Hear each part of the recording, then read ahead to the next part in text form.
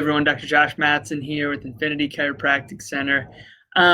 So this last weekend, I got a chance to teach, almost 50 chiropractic students at Cleveland Chiropractic School about primitive reflexes, how they affect your child's development, how they help kids to develop appropriately, and when they're there, the different symptoms and stuff like that that they create. And so on these adult chiropractic students who traditionally you think of as typically they have better diets than the average. Typically they exercise more than the average. They get adjusted regularly. They're taking care of their bodies really pretty well.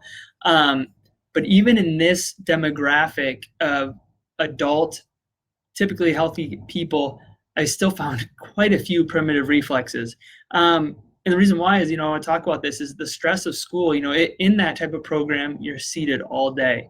You are chronically stressing out your brain. You're staying up super late to try to study for tests. You're probably drinking way too much coffee or energy drinks at times to try to keep yourself awake so you can study for a test.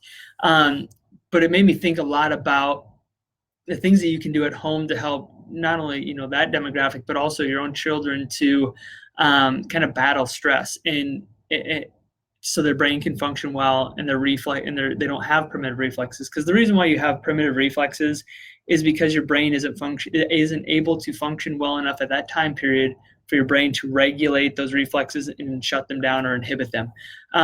So things you can do to battle that: making sure you get enough sleep. Like, that's super important. Kids should be getting 8 to 10 hours of sleep consistently. Even as adults, you should be getting well over 8 hours of sleep consistently. Some people need less, but you need to get good sleep and lots of it. And we're not getting enough of that. Exercise consistently every single day. At least 30 minutes of exercise. The more vigorous, the better.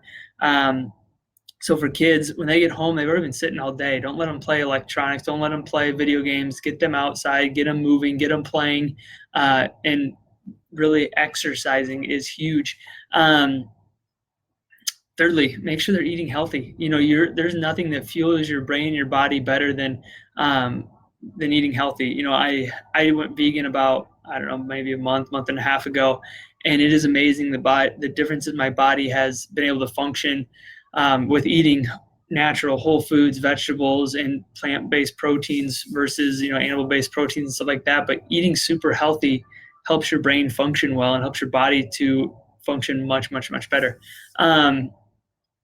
Eating healthy, moving well, sleeping well are by far the most important things, and doing enough of them and taking care of your body is huge.